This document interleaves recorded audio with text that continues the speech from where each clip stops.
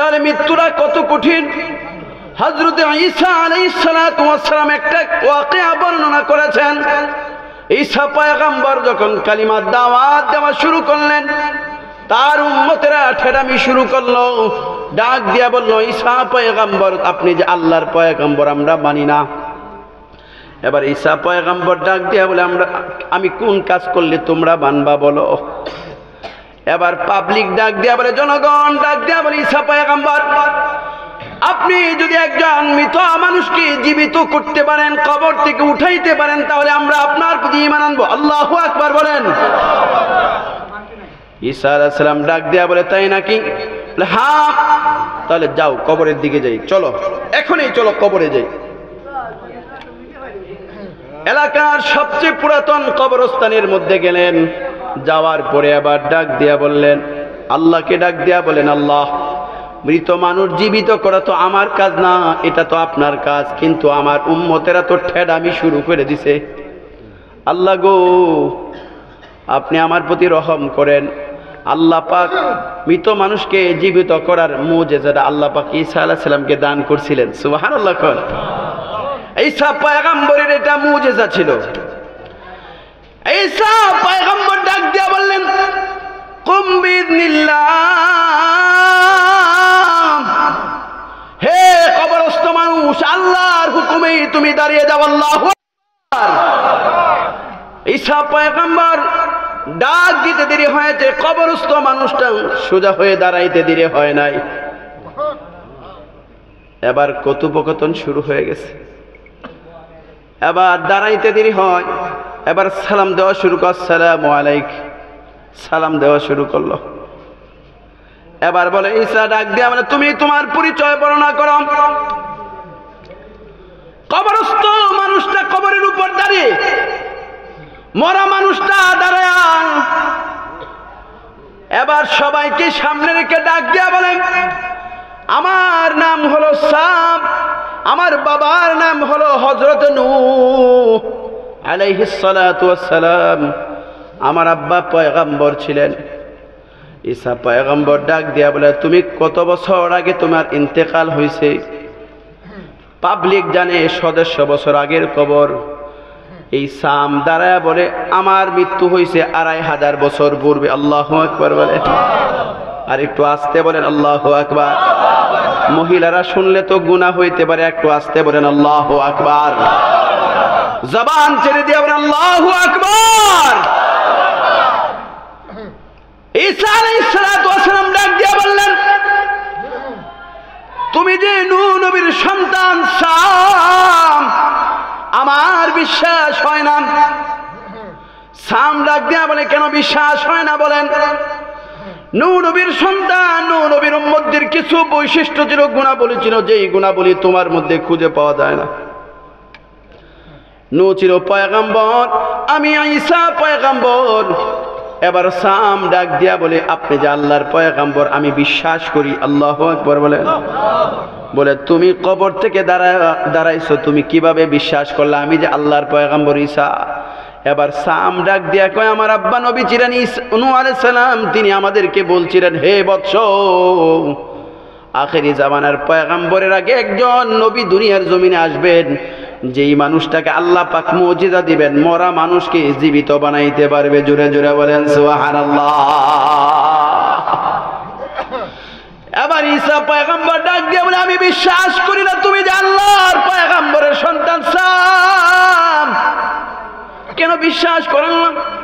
ঈসা পয়গম্বর ডাক দিয়া বলেন, নূহ নবীর সন্তানদের কিছু বৈশিষ্ট্য ছিল, তার উম্মতের কিছু বৈশিষ্ট্য ছিল, এগুলি তোমার শরীরের মধ্যে খুঁজে পাওয়া যায় না। নূহ আলাইহিস সালামের পয়গম্বরদের উম্মতদের একটা বৈশিষ্ট্য হলো, জীবনে কোনোদিন তাদের চুলদাড়ি সাদা হইতো না, তারা এত শক্তিশালী ছিল। আল্লাহু আকবার। 1000 বছর, 900 বছর, 800 বছর তারা হায়াত পাইতো, চুলদাড়ি কোনো সময় সাদা হইতো না। কিন্তু আমগর তো 30-40 বছর বয়সেই চুলদাড়ি সাদা হয়ে যায়। আছে না নাই? আরো জোরে বলেন, আছে না নাই? এবার সাম ডাক দিয়া বলে, ও আল্লাহর পয়গম্বর ঈসা, আমি যে নূহ নবীর সন্তান কোনো সন্দেহ নাই, আমার যখন ইন্তেকাল হয়েছে আমার চুলগুলি কালো ছিল, আমার দাড়িগুলিও কালো ছিল, কিন্তু মালাকুল মাউত আজরাইল যখন আমার জান কবজা করে এমন ভাবে আমাকে বুকে চাপা দিল রে, যেই কষ্টের কারণে আমার এত কষ্ট হয়েছে, কষ্টের কারণে আমার কালো চুল কালো দাড়িগুলি সাদা হয়ে যায়। এবার ঈসা পয়গম্বর ডাক দিয়ে বলেন, তুমি 2500 বছর আগে ইন্তেকাল, তারপরেও দেখা যায় টপ টপ করে শরীর থেকে তোমার টপ টপ করে পানি পড়তেছে, কারণটা কি? তুমি কম্পন করতেছো কেন, কাঁপতেছো কেন? এবার সাম ডাক দিয়া বলে, আমার ইন্তেকাল 2500 বছর আগে, কিন্তু আমাকে যখন জান কবজ করতে যায় এমন ভাবে খপ্পর মেরে আজরাইল আমাকে ধরছে, আমি এত ভয় পাইছি, জীবনে কোনোদিন এত ভয় পাই নাই। 2500 বছর পূর্ণ হওয়ার পরে অদ্যাবধি পর্যন্ত আমি আমার শরীরে ব্যথা অনুভব করতেছি, আমার শরীর থেকে অদ্যাবধি পর্যন্ত টপ টপ করে পানি পড়ছে। আল্লাহর পয়গম্বর ঈসা, আপনি বিশ্বাস করেন আমি যেন নবীর সন্তান, 2500 বছর আগে আমার ইন্তেকাল হয়েছে, আপনি বিশ্বাস করেন আমার শরীর কোনোদিন গামতো না, কিন্তু আজরাইলের খপ্পর থেকে এমন ভাবে আমি ভয় পাইলাম, শরীর কম্পন সৃষ্টি হয়েছিল।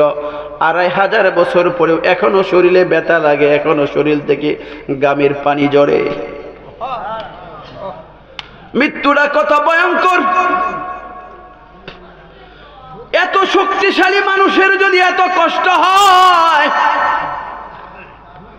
আমার আপনার কি পরিমাণ কষ্ট হবে, কি পরিমাণ কষ্ট হবে দোস্ত, কি পরিমাণ কষ্ট হবে আমার আপনার। মৃত্যুর কি প্রস্তুতি নিয়েছি দোস্ত বলে, কয়দিন তাহাজ্জুদের নামাজ পড়ে সিজদায় পড়ে আল্লাহর দরবারে কান্নাকাটি করেছি, অমুকের জন্য জীবন দিয়েছি, দলের জন্য জীবন দিয়েছি, নেতার জন্য জীবন দিয়েছি, কিন্তু কোনোদিন এই কথা বলি নাই হাসরের ময়দানে নবীর শাফাত ছাড়া জান্নাতে যাইতে পারবে না, নবীর জন্য জীবন দিছি। কয়দিন কত নেতার মুহাব্বতে চোখের পানি পালাইছি রে যুবক, কিন্তু কয়দিন নবীর মুহাব্বত নিয়ে চোখের পানি পালাইছি, কয়দিন আল্লাহর মুহাব্বত নিয়ে চোখের পানি পালাইছি, কয়দিন নামাজের মধ্যে দাঁড়ায় চোখের পানি ফেলাইছি, কয়দিন মুনাজাত করে আপন কলিজার টুকরা সন্তানকে দিনদার বানানোর জন্য কয়দিন চোখের পানি ফেলাইছি।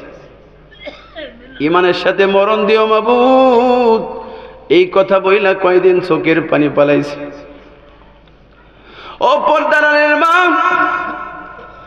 আমি হয়তোবা একজন সাধারণ একজন আলেম আমিনুল ইসলাম মহিনুদ্দিন, আজকে মা তোমার পায়ে ধরে বলে যাই, মা তোমার এই সুন্দর চেহারার কোনো কাজে আসবে না হাসরের ময়দানে, যদি তুমি আল্লাহর কাছে কবুল না করাইতে পারো। মা তুমি তোমার বাহাদুরি, যৌবনের বাহাদুরি দেখায় স্বামীর কথা শুনতে চাও না। কত যুবক আছে বাবাকে কষ্ট দেয়, বাবার কথা শুনে না, মার কথা শুনে না, আছে না নাই? কিন্তু এই নাফরমান অবস্থায় যদি কবরে যায়, একদিক দিয়ে আল্লাহর নাফরমানি, আরেক দিক দিয়ে মা বাবার নাফরমানি, আরেক দিক দিয়ে স্বামীর নাফরমানি, আছে না নাই? জোরে বলেন আছে না নাই? কয়দিন চোখের পানি ফেলায় কাঁদছি, স্ত্রী আমার কথা শুনে না, পর্দায় থাকে না, নামাজ পড়ে না, কয়দিন স্বামী কান্নাকাটি করছি, স্বামী নামাজ পড়ে না, কথা শুনে না, কয়দিন স্ত্রী তাহাজ্জুদের নামাজে দাঁড়ায় কান্নাকাটি করছি। প্রভু হে, তুমি আমার স্বামীকে আল্লাহওয়ালা বুজুর্গ বানায় দাও, আল্লাহ তুমি আমার স্বামীকে হাসান বসরি বানায় দাও। স্বামী কয়দিন দোয়া করছে, আল্লাহ তুমি আমার স্ত্রীকে রাবিয়া বসরি বানায় দাও। প্রয়োজন আছে না নাই? আর একটু জোরে বলেন আছে না নাই?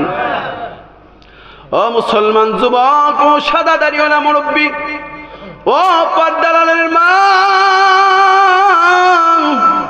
আজকে তোমাদের পায়ে হাত রেখে আমি আমিনুল ইসলাম মহিনুদ্দিন বলে গেলাম, নর বড় ইমান নিয়ে কিন্তু জান্নাতে যাওয়া যাবে না। যেই ঈমান আমাকে আজানের সময় স্থল থেকে মসজিদ পর্যন্ত পৌঁছাইতে পারে না, বলেন তো দেখি দোস্ত, এত কঠিন কবর জগৎ ফুলসেরাত হাসরের ময়দান পার হইয়া কিভাবে এই ঈমান দিয়া জান্নাতে যাব? কঠিন হবে কি হবে না?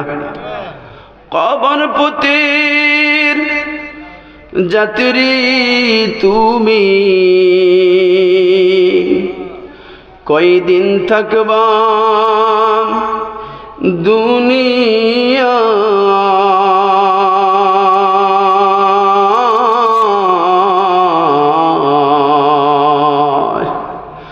আজরাইল তো তোমার পিছে ঘুরছে সর্বদা। কথা বলেন ঠিক না? কবর পথের যাত্রী তুমি, কয়দিন থাকবা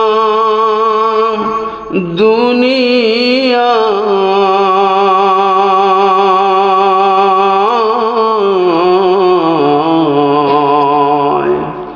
আজরাইল তো তোমার পিছে ঘুরছে সর্বদা। কবর যে এক কঠিন মাকাম,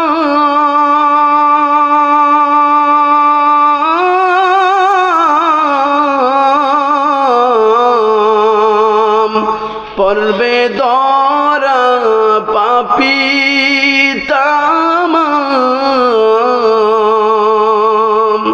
ছল চাতুরি করার মতো জায়গা সে তো নয়।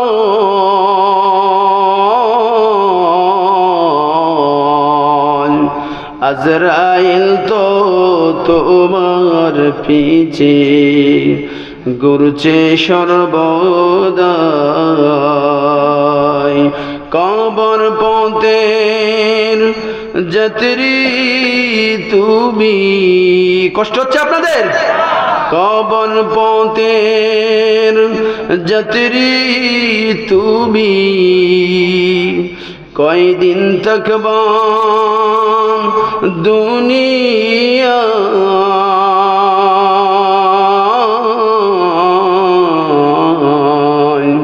আজরাইল তো তোমার পিছে ঘুরছে সর্বদা। কথা বলেন ঠিক কিনা? মরণ থেকে তুমি যতই পালাও মরণ তোমায় লইবে গিরি, যদিও সুদূর আকাশ পানে পালাও সেটাই সে লাগিয়েছিলি। কথা বলেন ঠিক কিনা? মুসলমান বন্ধুগণ আমার, মৃত্যুর যন্ত্রণা কত কঠিন। আমার আপনার পয়গম্বর আল্লাহর হাবিব হযরত মুহাম্মদ সাল্লাল্লাহু আলাইহি ওয়াসাল্লামের যখন মৃত্যু হয়, দুনিয়ার জমিনে এত সহজভাবে পৃথিবীর কোনো মানুষের জান কব্জ করা হয় নাই। এত সুন্দরভাবে এত সহজভাবে জান কব্জ হয়েছে। আল্লাহর পয়গম্বর যেদিন দুনিয়ার জমিন থেকে বিদায় নিয়ে চলে যাবেন, হঠাৎ করে দরজার সামনে আজরাইল হাজির। লব্বাইক ইয়া রাসূলুল্লাহ। মা ফাতেমা সামনে বসা, নবীজি অসুস্থ। আম্মা জান আয়েশা সিদ্দিকার ঘরে, আম্মা জান আয়েশা সিদ্দিকার কামরার মধ্যে নবীজি অবস্থান করতেছেন। এখানে ফাতেমাও আছেন, নবীজির কলিজার টুকরা ফাতেমা। এবার ফাতেমা ডাক দিয়া বলেন, আব্বা, কে যেন ঘরের বাহির থেকে আপনাকে সালাম দেয়। আল্লাহু আকবার বলেন, জুড়ে বলেন না আল্লাহু আকবার। দেখা যায় না কে যেন আপনাকে সালাম দেয়। আব্বা গো, নবীজি জিজ্ঞাসা করলেন, কে তুমি বাহির থেকে সালাম দিচ্ছ? আজরাইল ডাক দেয়া কয়, আনা মালাকুল মাউত, আমি মালাকুল মাউত আজরাইল। আল্লাহু আকবার বলেন। ফাতেমা ডাক দিয়ে বলে, আব্বা, এতদিন জানতাম আপনার কাছে বারবার জিব্রাইল আমিন আসে। আজকে আজরাইল চলে আসছে, তার মানে আপনি কি দুনিয়ার জমিন থেকে বিদায় নিয়ে চলে যাবেন নাকি? আব্বা গো, আপনার কি হায়াত শেষ? নবীজি ডাক দেয়া বলে, ফাতেমা রে, টেনশন করিস না। নবীজির মা একটু চোখের পানি ফালাইতে পারেন কিনা দেখে। হাসরের কঠিন ময়দানে চোখের পানিটাই নবীজির শাফাতের উসিলা হতে পারে। কথা বলেন ঠিক কিনা? ফাতেমা ডাক দিয়া বলে, আব্বা তার মানে কি তোমার হায়াত শেষ? নবীজি ডাক দিয়া বলে, ফাতেমা আমারে টেনশন করিস না, টেনশন করিস না রে ফাতেমা, টেনশন করার কিছু নাই। আজরাইল বলে, ইয়া রাসূলুল্লাহ, আপনি যদি অনুমতি দেন তাহলে ঘরের ভিতরে প্রবেশ করব। আজরাইল নবীজি অনুমতি দিলেন। আলহামদুলিল্লাহি ওয়া কাফা ওয়া সালামুন আলা ইবাদিহিল্লাযীনা ইসতাফা, আম্মা বা'দ, فأعوذ بالله من الشيطان الرجيم. بسم الله الرحمن الرحيم.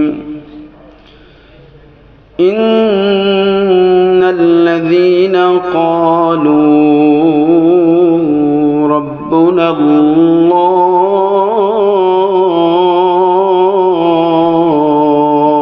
الله ثم استقاموا تتنزل عليهم الملائكة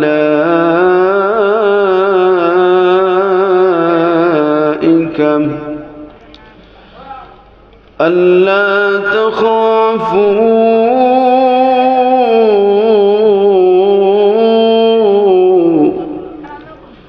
ولا تحزنوا وأبشروا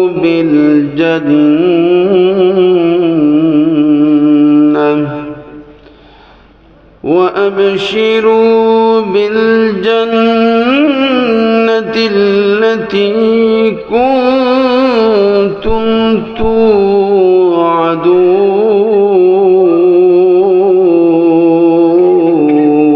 توعدون. وقال تعالى: إن الله وملائكته يصلون على النبي يا أيها الذين آمنوا صلوا عليه وسلموا تسليما. সকলে মুহাব্বতে নামাজের দুরূদ শরীফ পড়ি।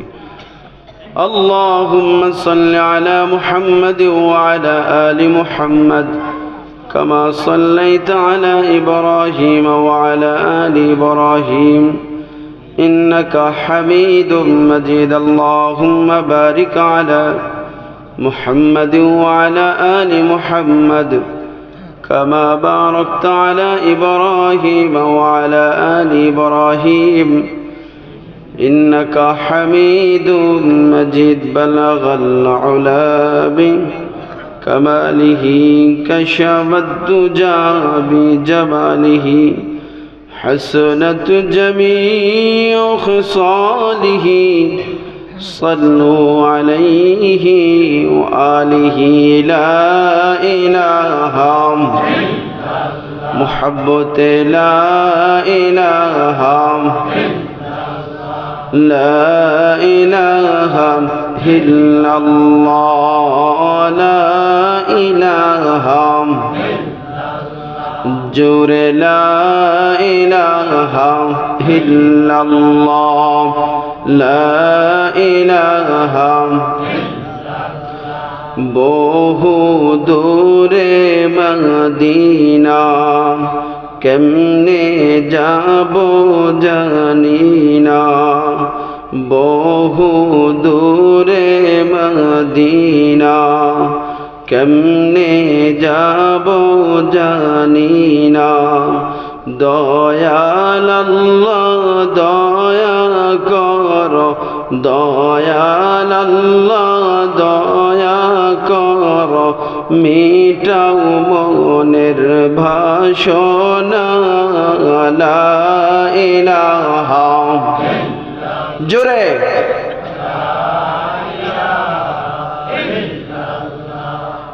লা ইলাহা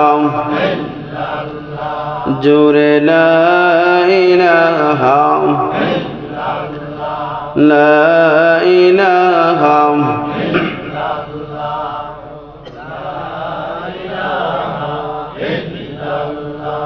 মাঝে মাঝে মনে হয় কিসের আনন্দ,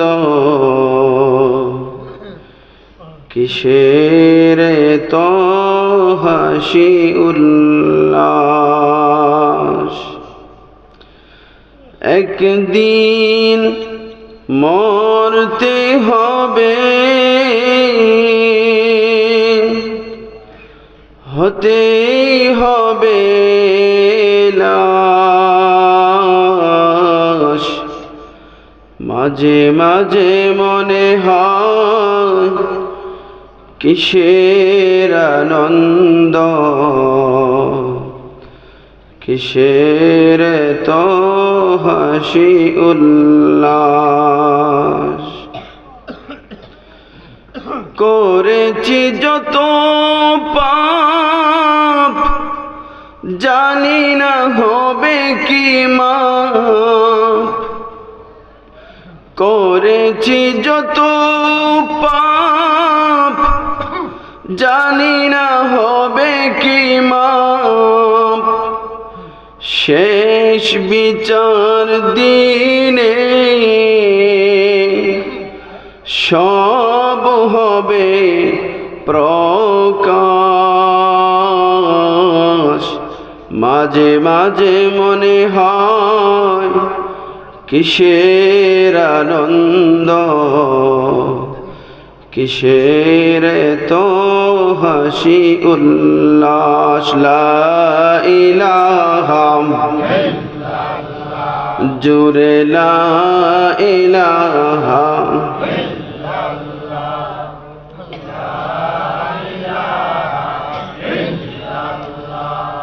লা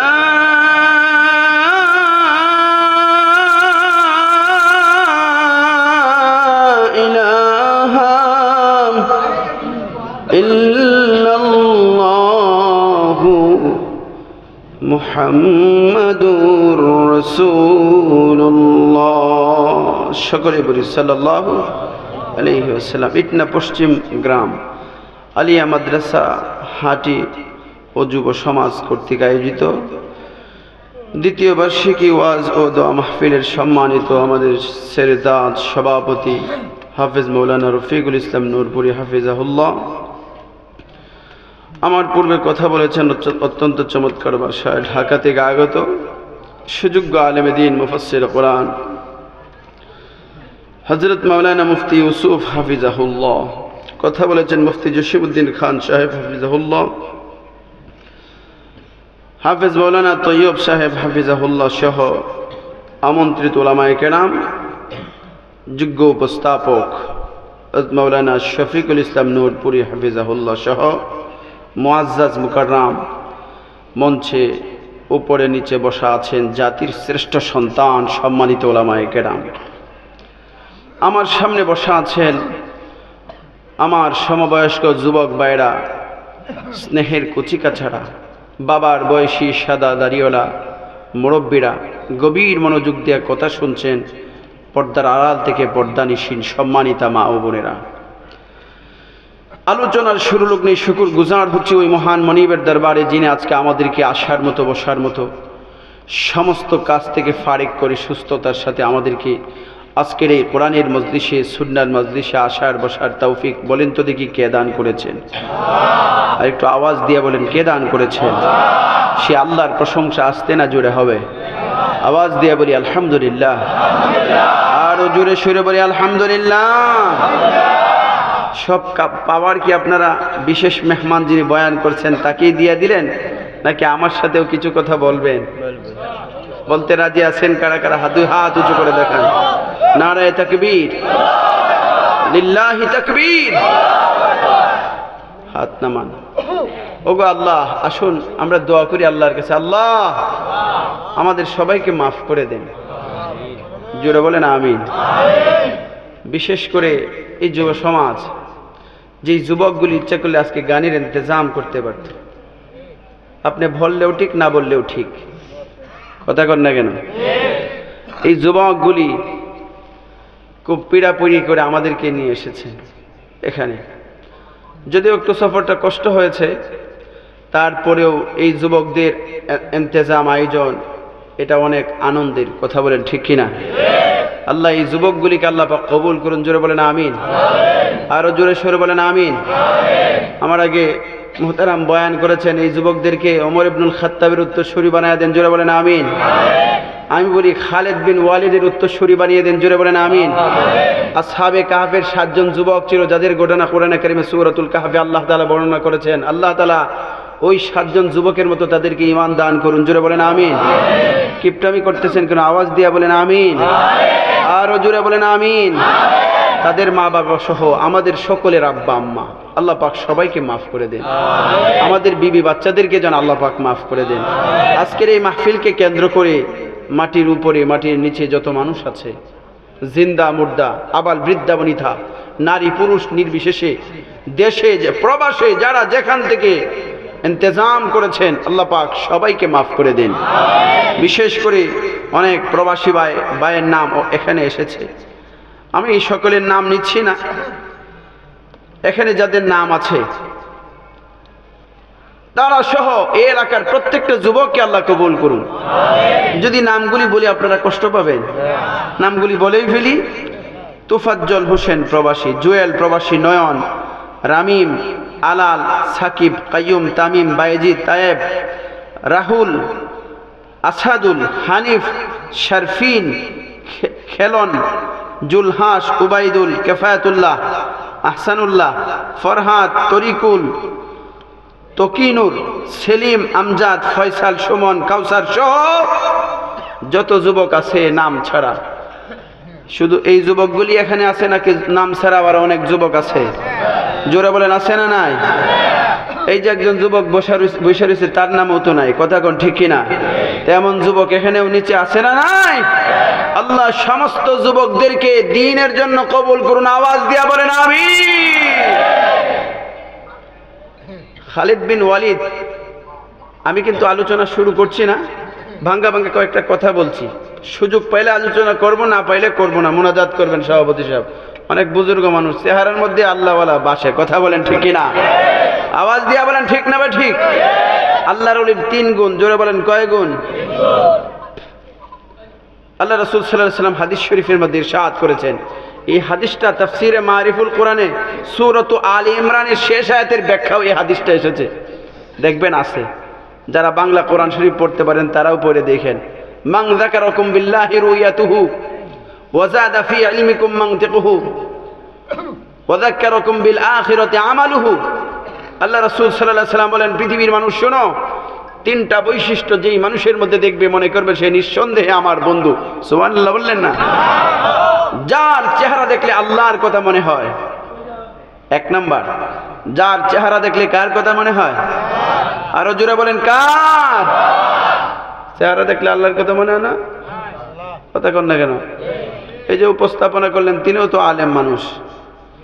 নূরুন আলা নূর, 2 নূর পরি, উপরে একজন নিচে একজন। আল্লাহ উভয়জনকে কবুল করুন। জোরে বলেন আমিন।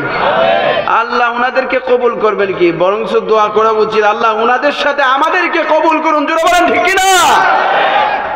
ওয়াজাদা ফি ইলমিকুম মানতিকুহু। আল্লাহ রাসূল সাল্লাল্লাহু আলাইহি ওয়াসাল্লাম বলছেন, যার কথা শুনলে দ্বীনের ইলম বেড়ে যায়। 2 নাম্বার।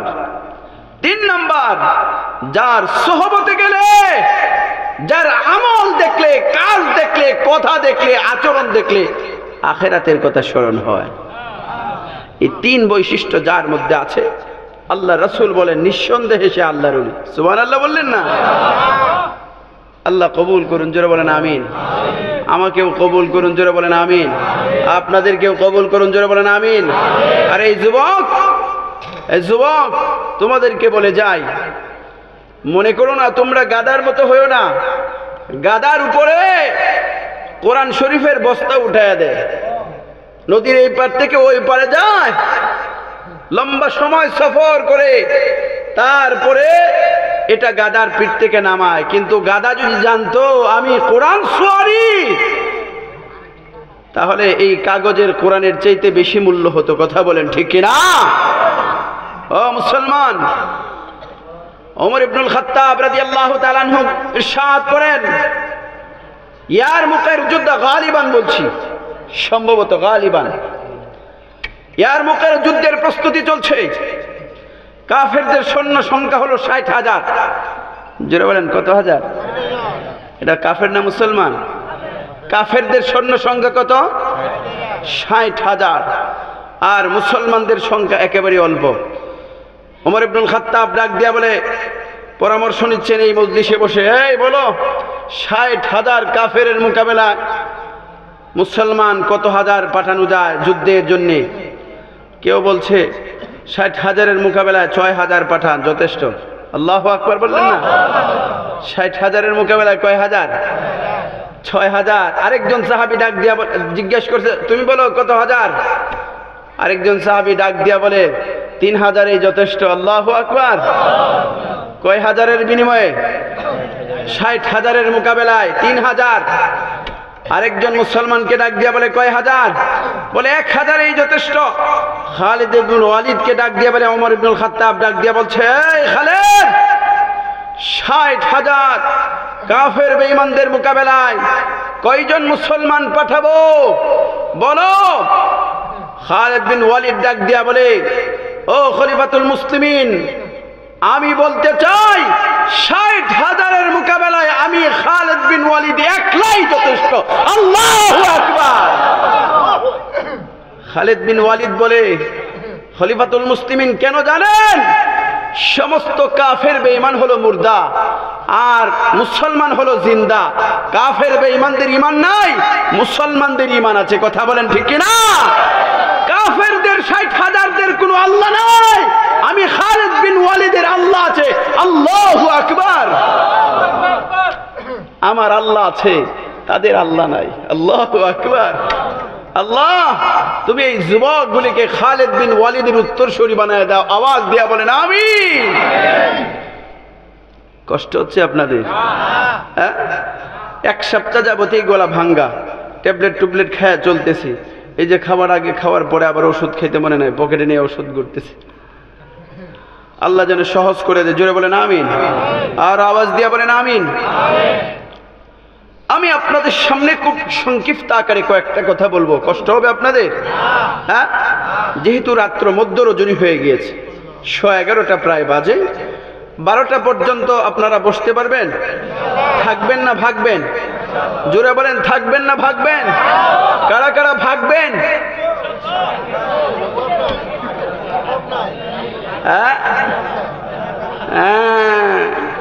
এই যে আমাদের মুরব্বী কথা কয় না, যে উল্টা পাল্টা করবা না কিন্তু মাহফিলে যায়, মৌলবীর কথায় কিন্তু উল্টা পাল্টা করো না, সাবধান। ঘর থেকে বলে দিছি, সাবধান। মৌলবী যেটা কই এটাই মাইনো না, আমগুর কথায় চলতে হইব। এবার বাদশার কানে খবর আছে, বাদশাহ মহারাজ, আপনি যে এত বিশাল বড় রাষ্ট্র চালান, আপনার কথায় তো কেউ চলে না, সব বাড়িউলির কথায় চলে। তাই নাকি? একটা সমাবেশ ডাকো, আমি সব কিছু দেই, রেশন দেই, অমুক দেই, তমুক দেই, চাল দেই, ডাল দেই, সব কিছু দেই, টাকা পয়সা দেই, প্রতি ঈদে ঈদে ভাতা দেই, পহেলা বৈশাখেও ভাতা দেই। এমন কোন সময় নাই যেই সময় টাকা পয়সা দেই না। আবার বউয়ের কথায় চলে, আমার কথায় কেউ চলে না। সমাবেশ ডাকো। ডাকলো সমাবেশ ডাকার পর বাদশাহ ভাষণ দেয়, আমি বিশ্বস্ত সূত্রে জানতে পারলাম রাষ্ট্র আমি পরিচালনা করি, আর শুনলাম আপনারা নাকি কেউ আমার কথায় চলেন না, সবাই পরিবারের কথায় চলেন। আমি আজকে ঘোষণা করতে চাই, আমি নির্বাচন করতে চাই, দেখি কে কে বউয়ের কথায় চলে আর কে কে আমার কথায় চলে। যারা বউয়ের কথায় চলেন তারা ডান দিকে যান, আর যারা আমি বাদশার কথায় চলেন তারা বাম দিকে যান। সব গেছে ডান দিকে। সব কোন দিকে গেছে? ঘুমায় গেছেন গা? এই যে ঘুমাইতেছে, বউয়ের কথা শুনে যারা দেখবেন ঘুমায় তারা। কথা কোন ঠিক না? এবার এক সব ডান দিকে, বাম দিকে কেউ নাই। একটা ভদ্রলোক বাদশার নাক বরাবর বসে রয়েছে। এবার বাদশা কয়, মানলাম সবাই ডান দিকে যাওয়ার কারণ হলো বউয়ের কথায় চলে, এই জন্য ডান দিকে গেছে। তুমি আমার নাক বরাবর বসে রইলা কেন? এই ভদ্রলোক দাঁড়ায় কয়, বাদশা মহারাজ আমারে বাড়ি থেকে বলে দিছে বাদশার কথায় যদি ডানে বামে যাও তাহলে কিন্তু তোমারও খবর আছে। কন যেই ভদ্রলোক নাক বরাবর বসে রয়েছে উনি কার কথায় চলে? হ্যাঁ, আমরাও কি বউয়ের কথায় চলি নাকি? আমরা আল্লাহ এবং আল্লাহর রাসূলের কথায় চলি। কথা বলেন ঠিক কি না? এক নাম্বার হক হলো আল্লাহর, দুই নাম্বার হক হলো রাসূলুল্লাহ সাল্লাল্লাহু আলাইহি সাল্লামের, তিন নাম্বার হক হলো মা বাবার। কথা বলেন ঠিক কি না? চার নাম্বার হক স্ত্রী পুত্র যারা আছে তাদের। আওয়াজ দিয়া বলেন ঠিক না বে ঠিক? সব আলোচনা তো আর আজকে করা যাবে না। দেখলাম আপনাদের মধ্যে ঘুম আছে কিনা। ঘুম? দুই হাত উঁচু করেন দেখি। আরেকটা তাকবীর দেন। নারায়ে তাকবীর, নারায়ে তাকবীর। খালি জায়গাটা পূরণ করে বসেন, খালি জায়গা পূরণ করে বসেন।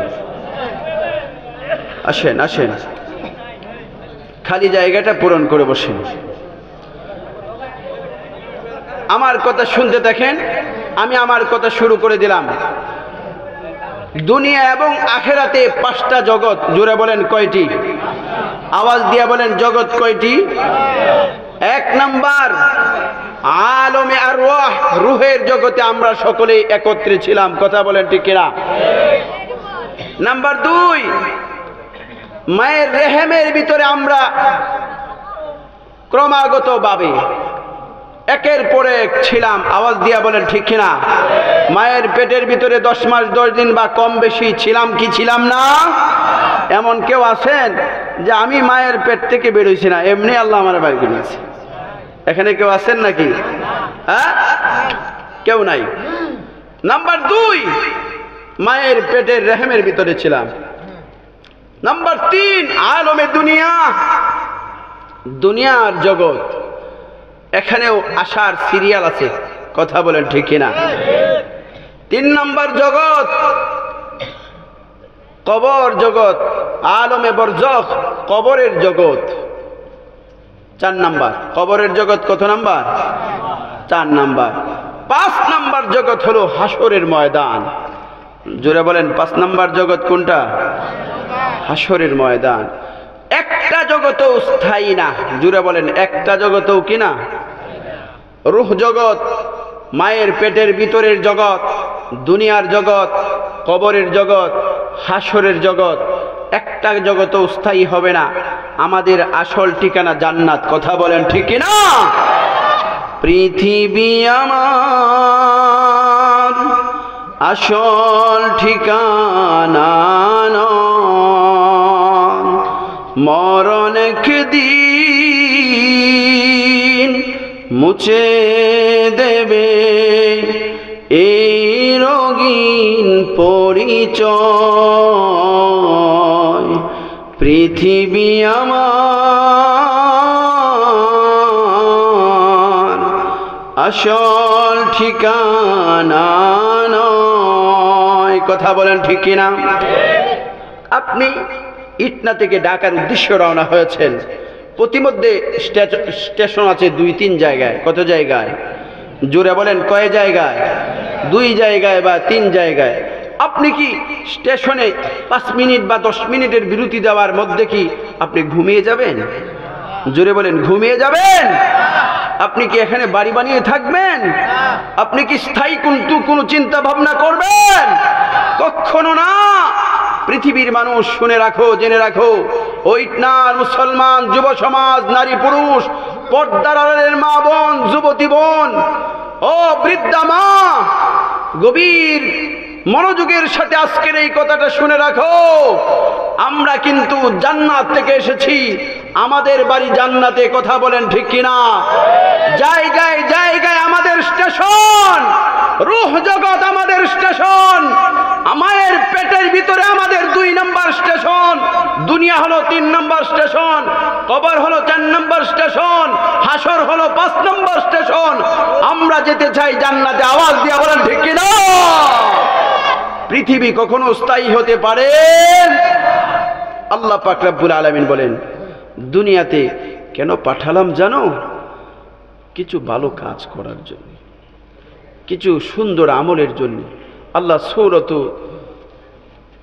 মুলকের মধ্যে 2 নম্বর আয়াতে আল্লাহ পাক ডাক দিয়ে বলেন, আল্লাযী খালাকাল মাউতা ওয়াল হায়াতা লিয়াবলুয়াকুম আইয়ুকুম আহসানু আমালা ওয়া হুয়াল আজিজুল গফুর।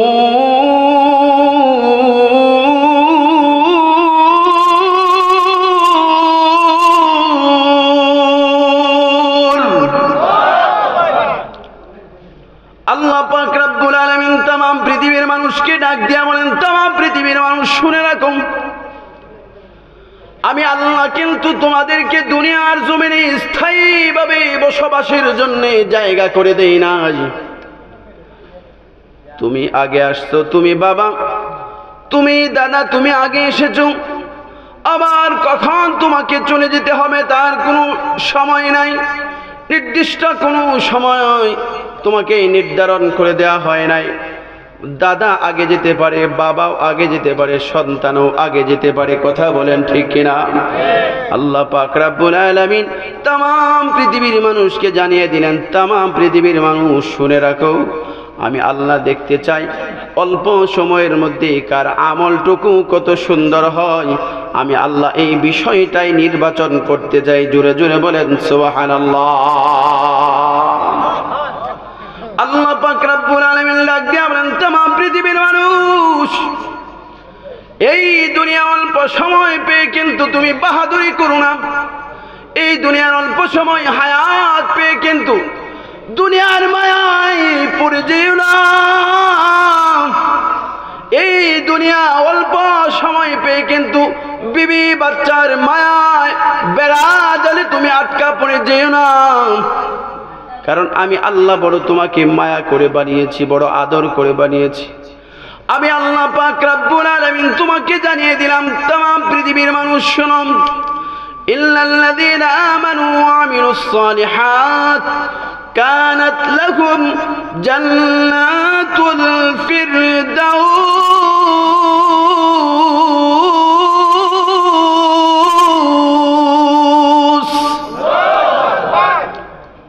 জান্নাতুল ফিরদাউস নুজুলা।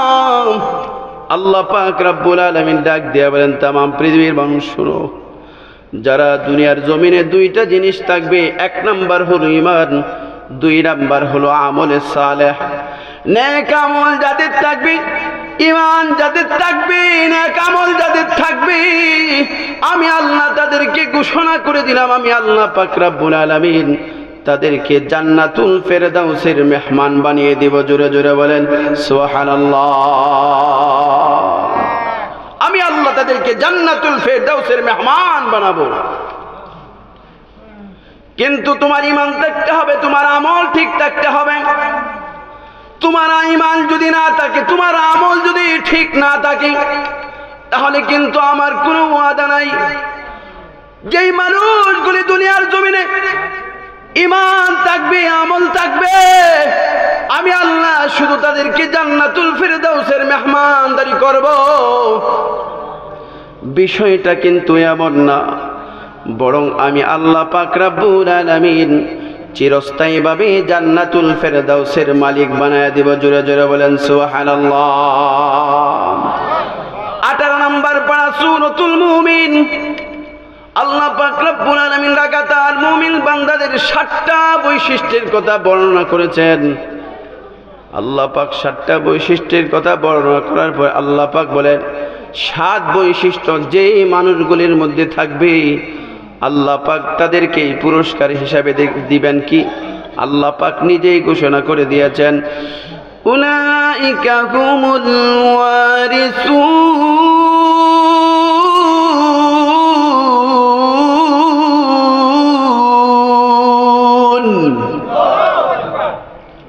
আল্লাহ পাক রব্বুল আলামিন ডাক দিয়া বলেন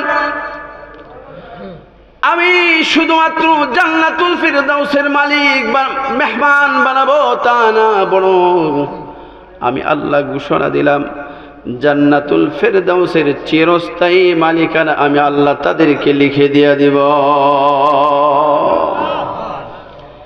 এই জন্যে এই দুনিয়ার অল্প সময় দুটো কাজ করা, একটা হলো ঈমান আর একটা হলো আমল ঠিক করার দরকার আছে না নাই? জোরে বলেন আছে না নাই?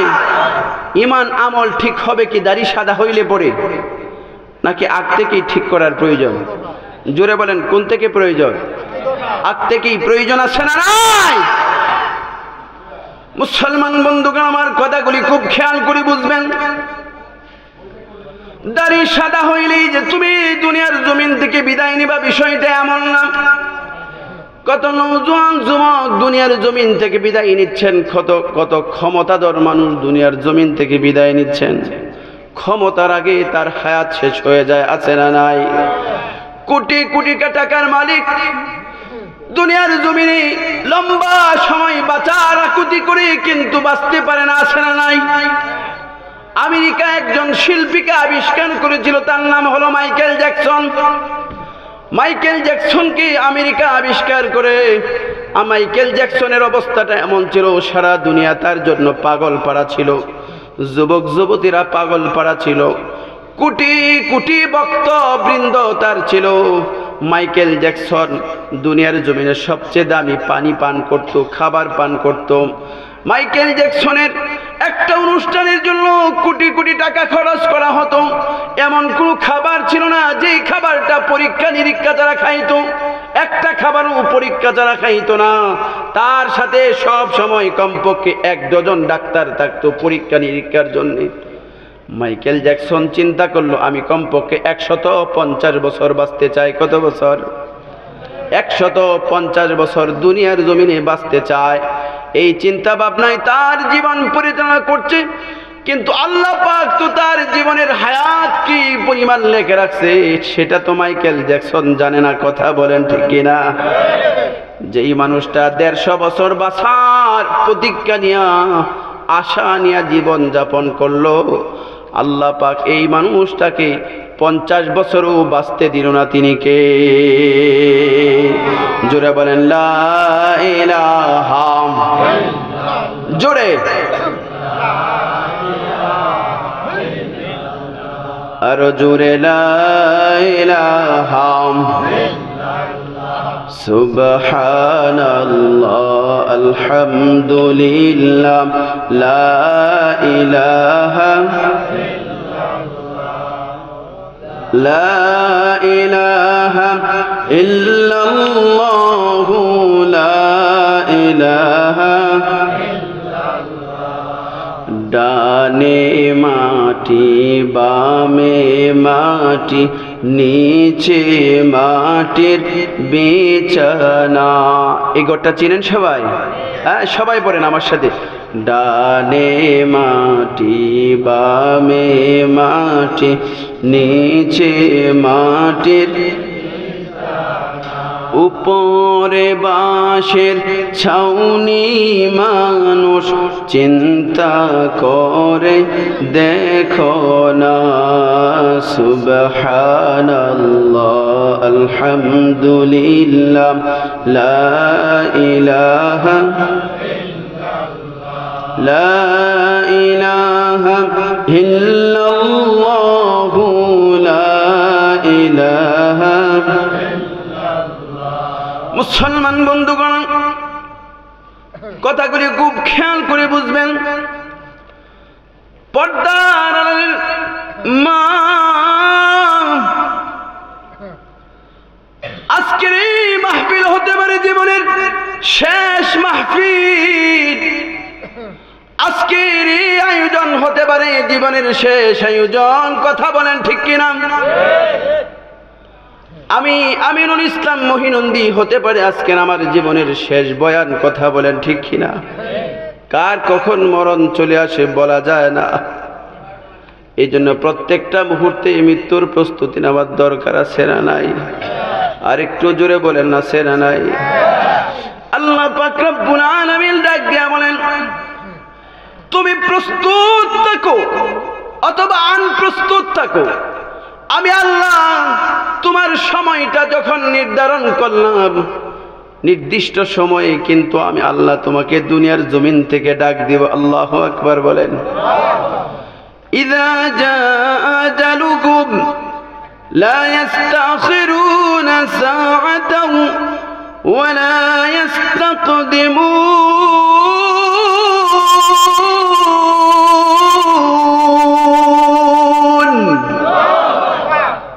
আল্লাহ পাক রব্বুল আলামিন ডাক দিয়া বলেন, তামাম পৃথিবীর মানুষ, তুমি মনে করো না, তুমি নওজোয়ান যুবক, তুমি মনে করো না যে তোমার দাড়ি সাদা হওয়ার পরে তুমি দুনিয়ার জমিন থেকে বিদায় নিবা। বিষয়টা কিন্তু এমন না। তোমার বয়স 70 হলে তুমি জমিন থেকে বিদায় নিবা, বিষয়টা কিন্তু এমন না। আমি আল্লাহ তোমার যেই সময় মৃত্যু নির্দিষ্ট করে রেখেছি, 1 সেকেন্ড আগেও হবে না, 1 সেকেন্ড পরেও হবে না, নির্দিষ্ট সময়ে আমি আল্লাহ তোমাকে মৃত্যু দান করব। তিনি কে? মৃত্যুর প্রস্তুতি গ্রহণ করে রাখা, মৃত্যুর সময় সব সময় প্রস্তুত থাকা। কারণ কার কখন মরণ এসে যায়। তুমি নৌকা চালাইতেছ, তুমি বাড়ি এলাকার মানুষ, ক্ষেত খামারে কাজ করতেছো, আশপাশে কোনো মানুষ নাই। 1 কিলোমিটার চতুর্দিক দিয়া ধরলে 1 কিলোমিটার দূরত্বে তোমার বাড়ি হবে, তার চেয়ে আরো বেশি হতে পারে। সারাদিন চিল্লাইলেও কেউ কোনোদিন কেউ কখনো আওয়াজ শুনবে না। কথা বলেন ঠিক কিনা? সকালবেলা নাস্তা করে ক্ষেতের মধ্যে গেলে অথবা নদীর মধ্যে গেলে তুমি তোমার কাজ সম্পাদনের জন্য, সন্ধ্যা পেরিয়ে গেল, তুমি এখনো বাড়িতে ফিরো নাই। সবাই টেনশনে পড়ে গেল, হায় রে কোথায় চলে গেল, হাই মুরব্বি কোথায় গেল, আমার ভাইটা সকালবেলা বের হয়েছে, দুপুরের খাবারও গ্রহণ করে নাই, বাড়িতে আর কোনো পুরুষ মানুষ নাই, ও কি জীবিত না মৃত না অন্য কোথাও চলে গেল, খুঁজে পায় না। এবার পরের দিন যায় দেখে শরীরটা ফুলে আছে, দুনিয়ার জমিন থেকে বিদায় নিয়ে চলে গেছে। জানি না কান্নাকাটি শুরু করে দিল, হাই রে আমার ভাইয়ের জানি, আমার সন্তানের জানি কত কষ্ট হয়ে মৃত্যু হয়েছে। আমার ভাইকে পানিতে ডুইবা মরল নাকি জমিনের মধ্যে গড়াগড়ি কইরা আমার ভাই দুনিয়ার জমিন থেকে বিদায় নিল, আমরা তো কেউ জানি না। কিন্তু যা দেখি ভাইয়ের মৃত্যু হয়ে গেছে এবং জীবনে হতে পারে কি পারে না। আমার বাড়ি কিশোরগঞ্জে, তাকে ঢাকায় অবস্থান করি। হঠাৎ করে গত সপ্তাহে ফোন আসলো, হুসেনপুরের একজন নওজোয়ান যুবক, সে তুরস্কে থাকে, তার মৃত্যু হয়ে গেছে। তার এত সুন্দর ফুটফুটে 2টা বাচ্চা, তার প্রবাসী জিন্দেগিতে কেউ বলতে পারে না হয়তো গাড়ি অ্যাক্সিডেন্ট অথবা বিল্ডিং থেকে পড়ে জমিনের মধ্যে পড়ে মৃত্যুবরণ হয়ে গেছে।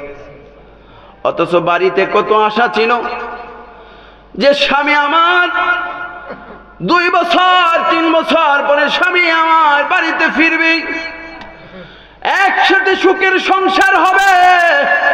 সন্তানগুলি প্রতিদিন বাবার সাথে ফোনে কথা বলে, বাবা তুমি কবে আসবে, রুজি রোজগার শেষ করে। মা ফোন দেয়, বাবা ফোন দেয়, বাবা তুমি কবে আসবে, তোমার কাজ শেষ করে কখন তুমি বাড়িতে আসবে। সে অপেক্ষায় মা বাবা আছে, কিন্তু প্রবাসী জিন্দেগিতে মৃত্যুবরণ হয়েছে। বলেন তো দেখি, এই মৃত্যুর কল্পনা কোনোদিন আমরা করতে পারছি নাকি? আমার মরণ আসিবে কখন কেউ তো জানে না, আমার মরণ আসিবে কখন কেউ তো জানে না। সবাই, আমার মরণ আসিবে, আমি মরে গেলে আমায় তোমরা ভুইলা যাইও না, আমি চলে গেলে আমায় তোমরা ভুইলা যাইও না, আমার মরণ আসিবে কখন কেউ তো জানে না। সবাই,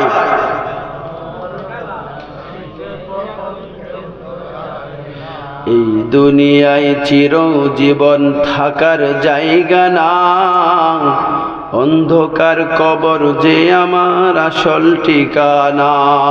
কথা বলেন ঠিক কিনা? এই দুনিয়ায় চিরজীবন থাকার জায়গা না, অন্ধকার কবর যে আমার আসল ঠিকানা। সবাই রেখে আমায় চলে যাবে, সবাই রেখে আমায় চলে যাবে, সঙ্গী হবে না আমার মরণ আসিবে কখন কেউ তো জানে না, আমার মরণ আসিবে কখন।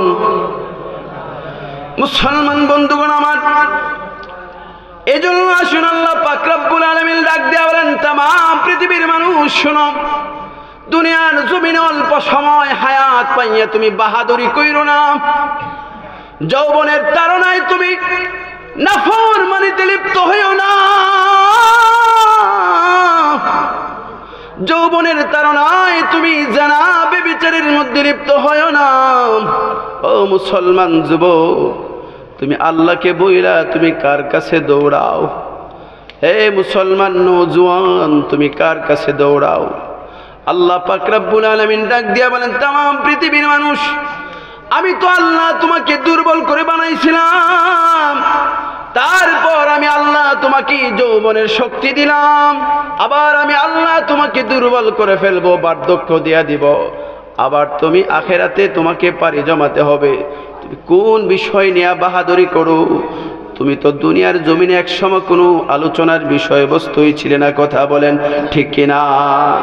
হাল আতা আলাল ইনসানি হিনুম মিনাদ দাহরি লাম ইয়াকুন শাইআম মাযকুরা।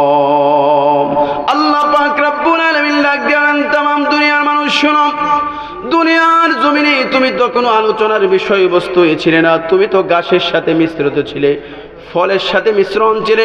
আমি আল্লাহ তোমাকে একত্র করে তারপর তোমার বাবার পৃষ্ঠদেহে পাঠিয়ে দিলাম। এখান থেকে আমি আল্লাহ পাক রব্বুল আলামিন তোমাকে মায়ের রেহেমের ভিতরে পৌঁছায় দিলাম। ওই জায়গা থেকে আমি আল্লাহ পাক রব্বুল আলামিন 40 দিন পর পর আমি আল্লাহ তোমাকে মানুষের রূপে আকৃতি দান করে। জোরে জোরে বলেন সুবহানাল্লাহ। মুসলমান বন্ধুগণ আমার, এই জন্য আসুন প্রত্যেকটা মুহূর্তে আমার মৃত্যুর প্রস্তুতি প্রয়োজন। কারণ মৃত্যু বড় ভয়ঙ্কর জিনিস, মৃত্যু বড় কঠিন, মৃত্যু বড় ভয়ঙ্কর জিনিস, মৃত্যু বড় কঠিন জিনিস। মৃত্যুর স্বাদ সবাইকে আস্বাদন করতে হবে। আইনামা তাকুনু ইউদরিকুমুল মাউত ওয়ালাউ কুনতুম ফি বুরুজিন মুশাইয়াদা। আল্লাহ পাক রব্বুল আলামিন ডাক দিয়া বলেন, তুমি যেই জায়গায় থাকো না কেন, পৃথিবীর যেই প্রান্তে অবস্থান করো না কেন, আমি আল্লাহ তোমাকে মৃত্যুর আস্বাদন গ্রহণ করাবো। আওয়াজ দিয়ে বলেন সুবহানাল্লাহ। তুমি যেই হালতেই থাকো না কেন, যখন যে অবস্থায় থাকো না কেন, আমি আল্লাহ পাক তোমাকে মৃত্যুর স্বাদ আস্বাদন করাবই। এই জন্য মৃত্যুটা বড় কঠিন জিনিস। মৃত্যু কত বড় কঠিন! সারা জীবনভর শয়তান যেই পরিমাণ কষ্ট দেয়, মৃত্যুর সময় পুরা সময়টা একত্র করলে যেই পরিমাণ দুঃখা হবে, এই পরিমাণ দুঃখা শয়তান মৃত্যুর সময় দেয়। কথা বলেন ঠিক কিনা? মৃত্যুটা কেমন কঠিন, মৃত্যু যন্ত্রণা কত কঠিন, কিভাবে বুঝবো আমরা? শুধুমাত্র হাদিসের মধ্যে আমরা পাঠ করি মৃত্যু বড় কঠিন জিনিস, সাকারাতুল মাউত বড় কঠিন। তাহলে মৃত্যুটা কত কঠিন? হযরত ঈসা আলাইহিস সালাতু ওয়াস সালাম একটা ওয়াকিয়া বর্ণনা করেছেন। ঈসা পয়গম্বর যখন কালিমার দাওয়াত দেওয়া শুরু করলেন, তার উম্মতেরা ঠেড়ামি শুরু করলো, ডাক দিয়া বলল, ঈসা পয়গম্বর আপনি যে আল্লাহর পয়গম্বর আমরা মানি না। এবার ঈসা পয়গম্বর ডাক দিয়া বলে, আমি কোন কাজ করলে তোমরা মানবা বলো। এবার পাবলিক ডাক দিয়া বলে, জনগণ ডাক দিয়া বলে, ঈসা পয়গম্বর আপনি যদি একজন মৃত মানুষকে জীবিত করতে পারেন, কবর থেকে উঠাইতে পারেন, তাহলে আমরা আপনার প্রতি ঈমান আনবো। আল্লাহু আকবার বলেন। ঈসা আলাইহিস সালাম ডাক দিয়া বলে, তাই নাকি? হ্যাঁ, তাহলে যাও কবরের দিকে যাই, চলো এখনই চলো কবরে যাই। এলাকার সবচেয়ে পুরাতন কবরস্থানের মধ্যে গেলেন। যাওয়ার পরে আবার ডাক দিয়া বললেন, আল্লাহকে ডাক দিয়া বলেন, আল্লাহ মৃত মানুষ জীবিত করা তো আমার কাজ না, এটা তো আপনার কাজ, কিন্তু আমার উম্মতেরা তো ঠেড়ামি শুরু করে দিছে। আল্লাহ গো, আপনি আমার প্রতি রহম করেন। আল্লাহ পাক মৃত মানুষকে জীবিত করার মুজিজাটা আল্লাহ পাক ঈসা আলাইহিস সালামকে দান করছিলেন। সুবহানাল্লাহ। ঈসা পয়গম্বরের এটা মুজিজা ছিল। ঈসা পয়গম্বর ডাক দিয়া বললেন, কুম বিইذনিল্লাহ, হে কবরস্থ মানুষ, আল্লাহর হুকুমেই তুমি দাঁড়িয়ে যাও। আল্লাহু আকবার। ঈসা পয়গম্বর ডাক দিতে দেরি হয়েছে, কবরস্থ মানুষটা সোজা হয়ে দাঁড়াইতে দেরি হয় নাই। এবার কথোপকথন শুরু হয়ে গেছে। এবার দাঁড়াইতে দেরি হয়, এবার সালাম দেওয়া শুরু কর, আসসালামু আলাইকুম, সালাম দেওয়া শুরু করলো। এবার বলে, ঈসা ডাক দিয়া বলে, তুমি তোমার পরিচয় বর্ণনা করো। কবরস্থ মানুষটা কবরের উপর দাঁড়িয়ে, মরা মানুষটা দাঁড়ায়।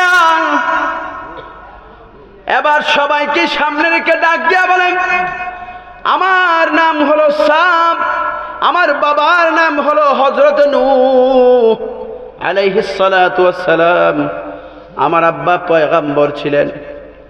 ঈসা পয়গম্বর ডাক দিয়া বলে, তুমি কত বছর আগে তোমার ইন্তেকাল হয়েছে? পাবলিক জানে 150 বছর আগের কবর। এই সাম দাঁড়ায় বলে, আমার মৃত্যু হয়েছে 2500 বছর পূর্বে। আল্লাহু আকবার বলে। আর একটু আস্তে বলেন, আল্লাহু আকবার। মহিলারা শুনলে তো গুনাহ হইতে পারে, একটু আস্তে বলেন, আল্লাহু আকবার। জবান ছেড়ে দিয়ে বলেন, আল্লাহু আকবার। ঈসা আলাইহিস সালাতু ওয়াস সালাম ডাক দিয়ে বললেন, তুমি যে নূহ নবীর সন্তান সাম, আমার বিশ্বাস হয় না। সাম ডাক দিয়া বলে, কেন বিশ্বাস হয় না বলেন? নূহ নবীর সন্তান, নূহ নবীর উম্মতদের কিছু বৈশিষ্ট্য ছিল, গুণাবলী ছিল, যেই গুণাবলী তোমার মধ্যে খুঁজে পাওয়া যায় না। নূহ ছিল পয়গম্বর, আমি ঈসা পয়গম্বর। এবার সাম ডাক দিয়া বলে, আপনি যে আল্লাহর পয়গম্বর আমি বিশ্বাস করি। আল্লাহু আকবার বলেন। বলে, তুমি কবর থেকে দাঁড়াইছো, তুমি কিভাবে বিশ্বাস করলে আমি যে আল্লাহর পয়গম্বর ঈসা? এবার সাম ডাক দিয়া কয়, আমার আব্বা নবী ছিলেন নূহ আলাইহিস সালাম, তিনি আমাদেরকে বলছিলেন, হে বৎস, আখেরি জামানার পয়গম্বরের আগে একজন নবী দুনিয়ার জমিনে আসবেন, যেই মানুষটাকে আল্লাহ পাক মুজিজা দিবেন, মরা মানুষকে জীবিত বানাইতে পারবে। জোরে জোরে বলেন সুবহানাল্লাহ। এবার ঈসা পয়গম্বর ডাক দিয়ে বলে, আমি বিশ্বাস করি না তুমি যে আল্লাহর পয়গম্বরের সন্তান সাম। কেন বিশ্বাস করেন না? ঈসা পয়গম্বর ডাক দিয়া বলেন, নূহ নবীর সন্তানদের কিছু বৈশিষ্ট্য ছিল, তার উম্মতের কিছু বৈশিষ্ট্য ছিল, এগুলি তোমার শরীরের মধ্যে খুঁজে পাওয়া যায় না। নূহ আলাইহিস সালামের পয়গম্বরদের উম্মতদের একটা বৈশিষ্ট্য হলো, জীবনে কোনোদিন তাদের চুলদাড়ি সাদা হইতো না, তারা এত শক্তিশালী ছিল। আল্লাহু আকবার। 1000 বছর, 900 বছর, 800 বছর তারা হায়াত পাইতো, চুলদাড়ি কোনো সময় সাদা হইতো না। কিন্তু আমগর তো 30-40 বছর বয়সেই চুলদাড়ি সাদা হয়ে যায়। আছে না নাই? আরো জোরে বলেন, আছে না নাই? এবার সাম ডাক দিয়া বলে, ও আল্লাহর পয়গম্বর ঈসা, আমি যে নূহ নবীর সন্তান কোনো সন্দেহ নাই। আমার যখন ইন্তেকাল হয়েছে, আমার চুলগুলি কালো ছিল, আমার দাড়িগুলিও কালো ছিল, কিন্তু মালাকুল মাউত আজরাইল যখন আমার জান কবজা করে এমন ভাবে আমাকে বুকে চাপা দিল রে, যেই কষ্টের কারণে আমার এত কষ্ট হয়েছে, কষ্টের কারণে আমার কালো চুল কালো দাড়িগুলি সাদা হয়ে যায়। এবার ঈসা পয়গম্বর ডাক দিয়ে বলেন, তুমি 2500 বছর আগে ইন্তেকাল, তারপরেও দেখা যায় টপ টপ করে শরীর থেকে তোমার টপ টপ করে পানি পড়তেছে, কারণটা কি? তুমি কম্পন করতেছো কেন, কাঁপতেছো কেন? এবার সাম ডাক দিয়া বলে, আমার ইন্তেকাল 2500 বছর আগে, কিন্তু আমাকে যখন জান কবজ করতে যায় এমন ভাবে খপ্পর মেরে আজরাইল আমাকে ধরছে, আমি এত ভয় পাইছি, জীবনে কোনোদিন এত ভয় পাই নাই। 2500 বছর পূর্ণ হওয়ার পরে অদ্যাবধি পর্যন্ত আমি আমার শরীরে ব্যথা অনুভব করতেছি, আমার শরীর থেকে অদ্যাবধি পর্যন্ত টপ টপ করে পানি পড়ছে। আল্লাহর পয়গম্বর ঈসা, আপনি বিশ্বাস করেন আমি যে নবীর সন্তান, 2500 বছর আগে আমার ইন্তেকাল হয়েছে, আপনি বিশ্বাস করেন আমার শরীর কোনোদিন গামতো না, কিন্তু আজরাইলের খপ্পর থেকে এমন ভাবে আমি ভয় পাইলাম, শরীর কম্পন সৃষ্টি হয়েছিল। 2500 বছর পরেও এখনো শরীরে ব্যথা লাগে, এখনো শরীর থেকে গামের পানি ঝরে। মৃত্যুটা কত ভয়ঙ্কর! এত শক্তিশালী মানুষের যদি এত কষ্ট হয়, আমার আপনার কি পরিমাণ কষ্ট হবে, কি পরিমাণ কষ্ট হবে দোস্ত, কি পরিমাণ কষ্ট হবে আমার আপনার। মৃত্যুর কি প্রস্তুতি নিয়েছি দোস্ত বলে, কয়দিন তাহাজ্জুদের নামাজ পড়ে সিজদায় পড়ে আল্লাহর দরবারে কান্নাকাটি করেছি, অমুকের জন্য জীবন দিয়েছি, দলের জন্য জীবন দিয়েছি, নেতার জন্য জীবন দিয়েছি, কিন্তু কোনোদিন এই কথা বলি নাই হাসরের ময়দানে নবীর শাফাত ছাড়া জান্নাতে যাইতে পারবো না, নবীর জন্য জীবন দিছি। কয়দিন কত নেতার মোহাব্বতে চোখের পানি পালাইছি রে যুবক, কিন্তু কয়দিন নবীর মোহাব্বত নিয়ে চোখের পানি পালাইছি, কয়দিন আল্লাহর মোহাব্বত নিয়ে চোখের পানি পালাইছি, কয়দিন নামাজের মধ্যে দাঁড়ায় চোখের পানি ফেলাইছি, কয়দিন মুনাজাত করে আপন কলিজার টুকরা সন্তানকে দিনদার বানানোর জন্য কয়দিন চোখের পানি ফেলাইছি। ইমানের সাথে মরণ দিও মাবুদ, এই কথা বইলা কয়দিন চোখের পানি ফেলাইছি। ও পর্দার মা, আমি হয়তো বা একজন সাধারণ একজন আলেম আমিনুল ইসলাম মহিনুদ্দি, আজকে মা তোমার পায়ে ধরে বলে যাই, মা তোমার এই সুন্দর চেহারার কোনো কাজে আসবে না হাসরের ময়দানে, যদি তুমি আল্লাহর কাছে কবুল না করাইতে পারো। মা তুমি তোমার বাহাদুরি, যৌবনের বাহাদুরি দেখায় স্বামীর কথা শুনতে চাও না। কত যুবক আছে বাবাকে কষ্ট দেয়, বাবার কথা শুনে না, মার কথা শুনে না, আছে না নাই? কিন্তু এই নাফরমান অবস্থায় যদি কবরে যায়, একদিক দিয়ে আল্লাহর নাফরমানি, আরেক দিক দিয়ে মা বাবার নাফরমানি, আরেক দিক দিয়ে স্বামীর নাফরমানি, আছে না নাই?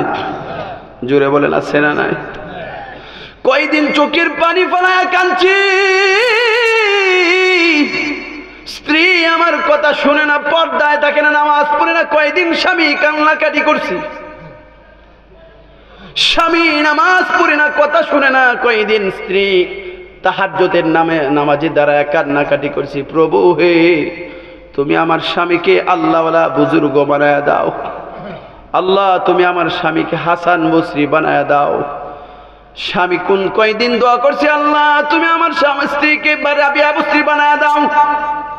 প্রয়োজন আছে না নাই? আর একটু জোরে বলেন আছে না নাই? ও মুসলমান যুবক, ও সাদা দাড়িওয়ালা মুরব্বী, ও পর্দারের মা,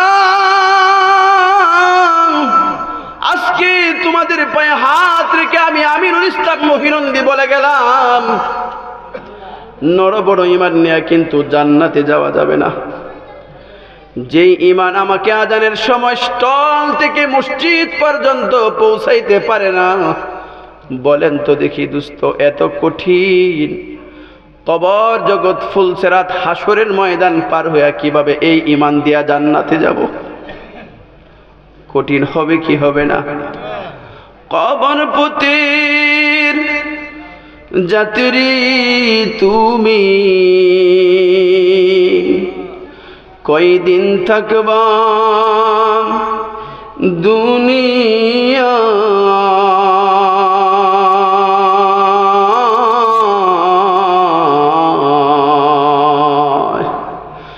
আজরাইল তো তোমার পিছে ঘুরছে সর্বদা। কথা বলেন ঠিক না? কবর পথের যাত্রী তুমি কয়দিন থাকবা দুনিয়া?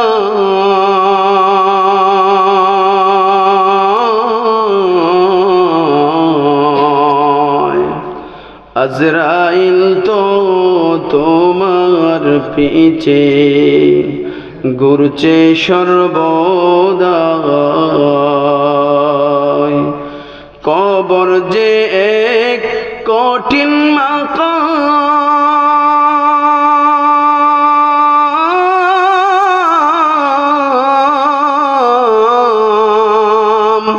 পড়বে দরা পাপী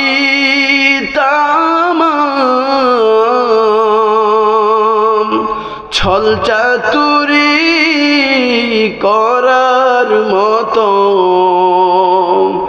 জায়গা সে তো নয়।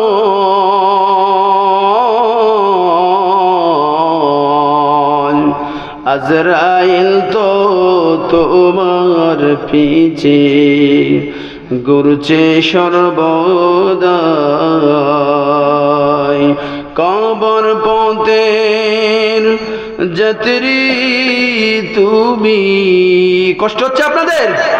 কবর পথের যাত্রী তুমি কয়দিন থাকবা দুনিয়া?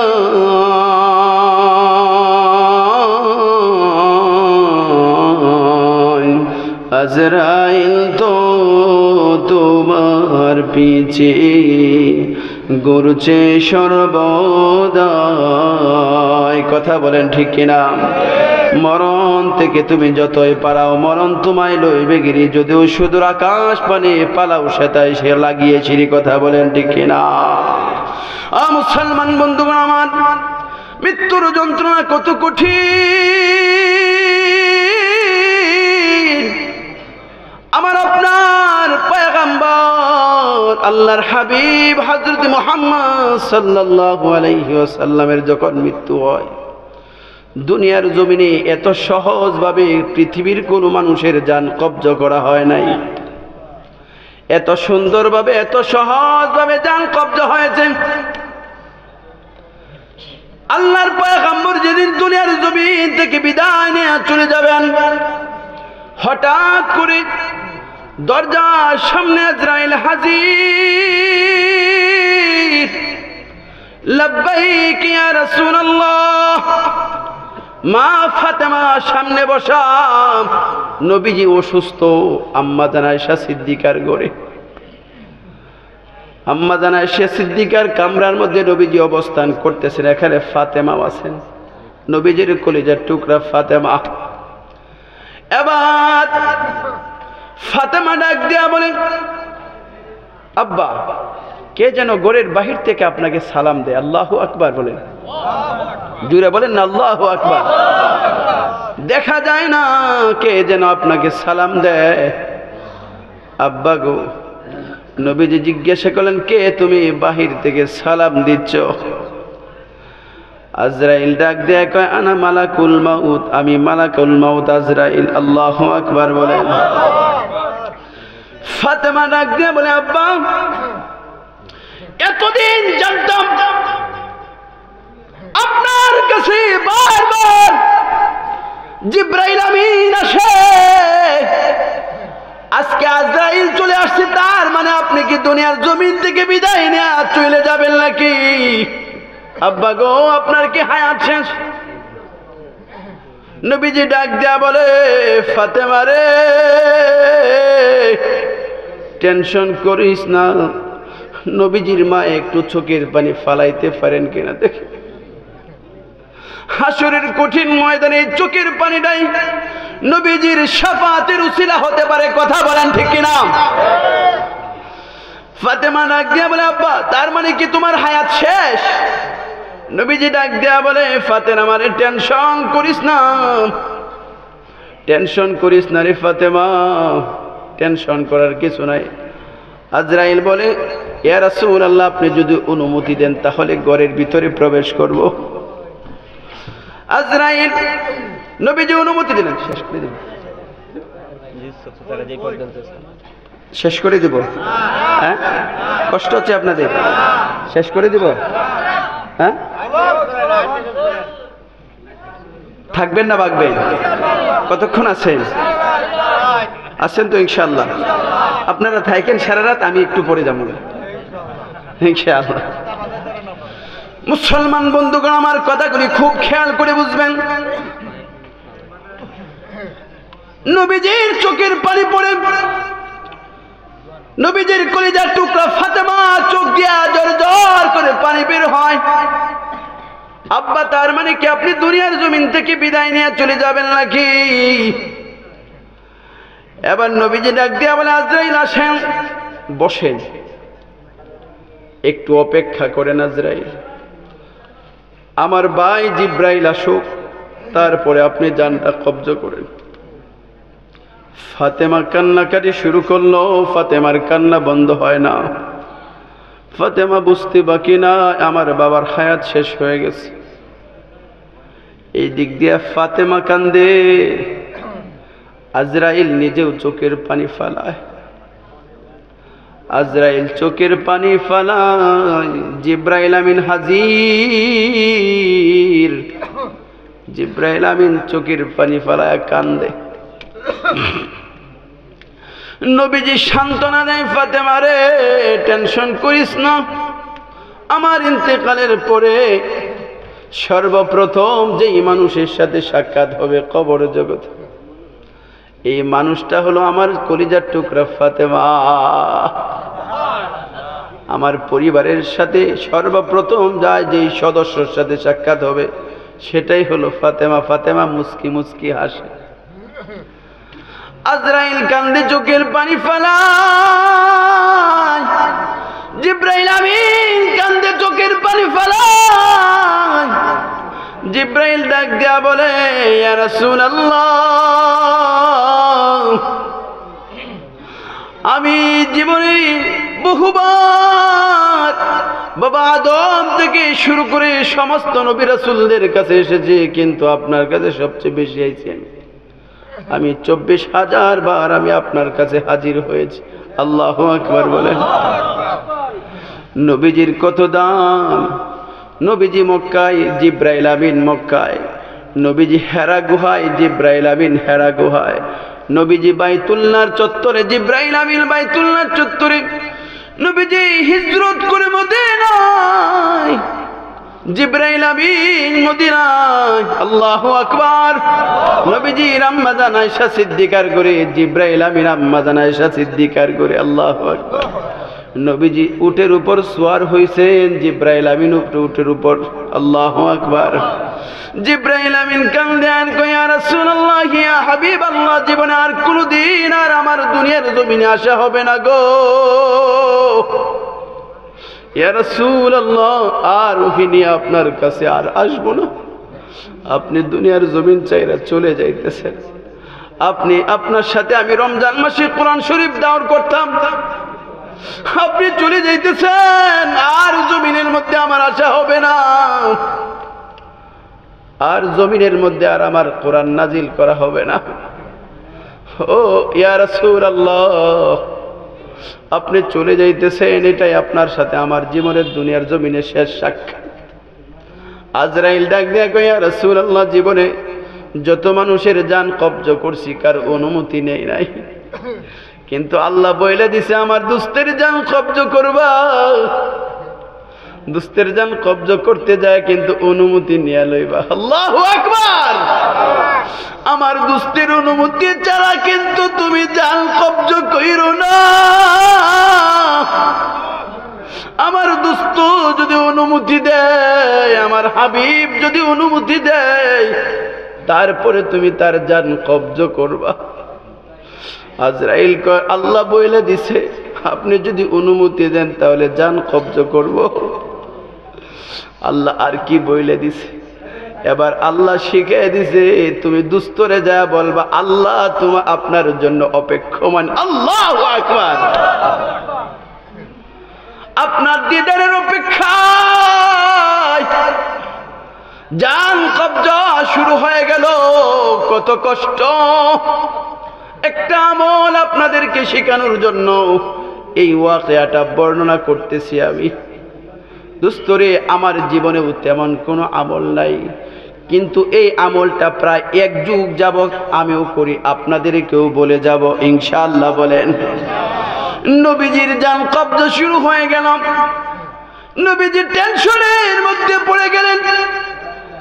আজরাইল তার হাত নবীজির সিনা মুবারকের উপর যখন রাখলো, সিনা মুবারকের মধ্যে যখন রাখলো, নবীজির সাকারাতুল মাউত শুরু হয়ে গেছে।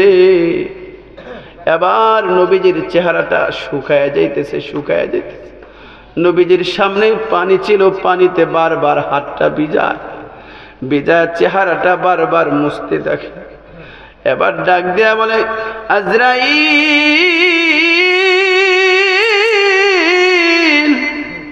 মৃত্যুর যন্ত্রণা কি তুই কষ্ট সহ্য করতে পারতেছি না রে আজরাইল। আজরাইল ডাক দিয়া বলে ইয়া রাসূলুল্লাহ, আপনার মতো এত সহজ কইরা পৃথিবীর কোন মানুষের জান কব্জা হয় নাই। ওগো নবীজি, সবচেয়ে সহজ ভাবে আপনার জানটা কব্জা করা হচ্ছে, তাও আল্লাহর অনুমতি ক্রমে হচ্ছে, আপনার অনুমতি ক্রমে হচ্ছে। এবার নবীজি ডাক দিয়ে বলে আজরাইল, মনে হয় উহুদ পাহাড় দিয়ে আমার বুকের মধ্যে চাপা মারলে রে আজরাইল। উহুদ পাহাড় দিয়ে চাপা দিলেও আমার এত কষ্ট হইতো না, এই পরিমাণ কষ্ট আমার হচ্ছে রে আজরাইল। মৃত্যুর যন্ত্রণা যদি এত কষ্ট হয়, এত সহজের সাথে যদি মৃত্যু হওয়ার পরেও যদি এত কষ্ট হয়, আমার উম্মতের জানি কি পরিমাণ কষ্ট হয়। নবীজি মৃত্যুর সময় উম্মতি উম্মতি বলে কাঁদছেন। নবীজি কালিমার দাওয়াত দিতে গিয়ে উম্মতের ফিকির করতে যে মক্কা থেকে মদিনায় নবীজি হিজরত করে চলে গেছেন। মক্কা ছেড়ে দিলের নবী মদিনাতে যা,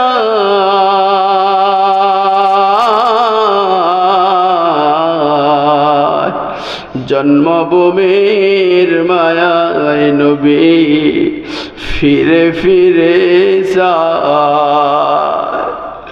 নবীজি মক্কায় কাঁদছেন, সাফা পাহাড়ে নবীজি চোখের পানি ফেলাইছেন। মদিনায় শুয়ে শুয়ে উম্মতের জন্য নবীজি কান্দেন। মৃত্যুর সময় ডাক দেয়া বলে আজরাইল, আমার যদি এত কষ্ট হয়, আমার উম্মতির জানি কত কষ্ট হবে রে। আল্লাহু আকবার বলেন। জিবরাইল, আমার উম্মতের আরো কোন সহজ উপায় আছে নাকি গো, বলো দাও। জিবরাইল আমিন ডাক দিয়া বলে ইয়া রাসূলুল্লাহ, ইয়া হাবিবাল্লাহ, আপনার কোন উম্মত যদি 5 ওয়াক্ত নামাজের পরে একটা আমল করে, আল্লাহ পাকের ঘোষণা হলো আল্লাহ পাক আপনার প্রত্যেকটা উম্মতের জান কবজটাকে সহজ করে দিবেন, মৃত্যুর যন্ত্রণা দিবেন না। এটা কি আমল? প্রত্যেকটা ফরজ নামাজের পরে আমলটা করতে কারা কারা রাজি আছে হাত উঠায় দেখেন। মৃত্যুর যন্ত্রণা থেকে যদি বাঁচতে চাই প্রত্যেকটা ফরজের পরে আমরা এই আমল করতে রাজি আছি তো ইনশাআল্লাহ? জোরে বলেন ইনশাআল্লাহ, আরো জোরে বলেন ইনশাআল্লাহ। আল্লাহ তুমি আমাদেরকে কবুল করে নাও, জোরে বলেন আমিন। আল্লাহর পয়গম্বর বলেন আমার কোন উম্মত যদি দৈনিক 5 ওয়াক্ত নামাজের পরে আয়াতুল কুরসি পাঠ করে, আল্লাহ পাকের ঘোষণা হইল আল্লাহর পয়গম্বর বলেন তার মৃত্যুর সময় যন্ত্রণা সহজ করে দিবেন। জোরে জোরে বলেন সুবহানাল্লাহ। আয়াতুল কুরসি শিখার দরকার আছে না নাই? জোরে বলেন আছে না নাই? হুজুরের কাছ থেকে আয়াতুল কুরসিটা শিখে নেবেন। আমল একসাথে দুইটা হবে। আয়াতুল কুরসির আমল করতে যে প্রত্যেকটা নারী পুরুষ, প্রত্যেকটা যুবক যুবতী, প্রত্যেক বৃদ্ধ বৃদ্ধা সবাই নামাজি হয়ে যাবে। কথা বলেন ঠিক কিনা? আসেন সকলেই মিলে আয়াতুল কুরসিরা পাঠ করি। বিসমিল্লাহির রহমানির রহিম। আল্লাহু লা ইলাহা ইল্লা হুয়াল হাইয়ুল কাইয়্যুম লা তাখুযুহু সিনাতু ওয়ালা নাওম লাহু মা ফিস সামাওয়াতি ওয়া মা ফিল আরদ মান যাল্লাযী ইয়াশফা'ু ইনদাহু ইল্লা বিইذনিহি ইয়া'লামু মা বাইনা আইদিহিম ওয়া মা খালফাহুম ওয়া লা ইউহীতুনা বিশাইইন মিন ইলমিহি ইল্লা বিমা শাআ ওয়াসি'a কুরসিয়ুহু আস-সামাওয়াতি ওয়াল আরদ ওয়া লা ইয়াউদুহু হিফযুহুমা ওয়া হুয়াল আলিয়্যুল আযীম। আল্লাহু আকবার। জিকির করেন লা ইলাহা, জোরে লা ইলাহা, জোরে লা ইলাহা, আর জোরে লা ইলাহা, জোরে লা ইলাহা, লা ইলাহা, জোরে লা ইলাহা, জোরে লা ইলাহা, লা ইলাহা,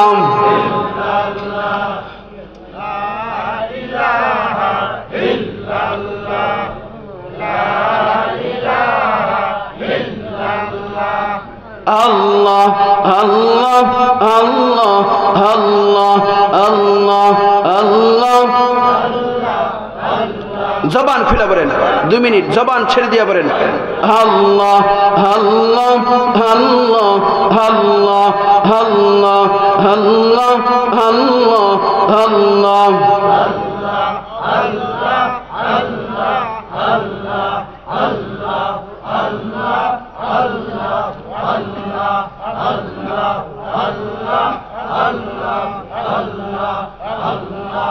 ও গুল গুলহি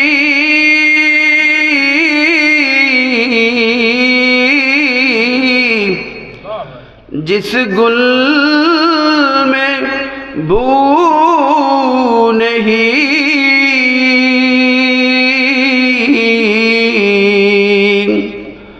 ओ दिल दिल ही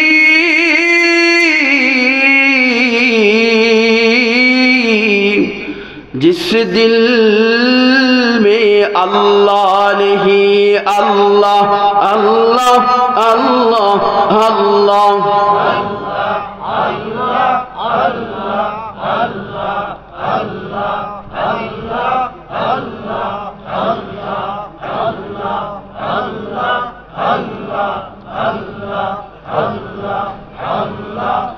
লা ইলাহা ইল্লাল্লাহু মুহাম্মাদুর রাসূলুল্লাহ। সকলে বলি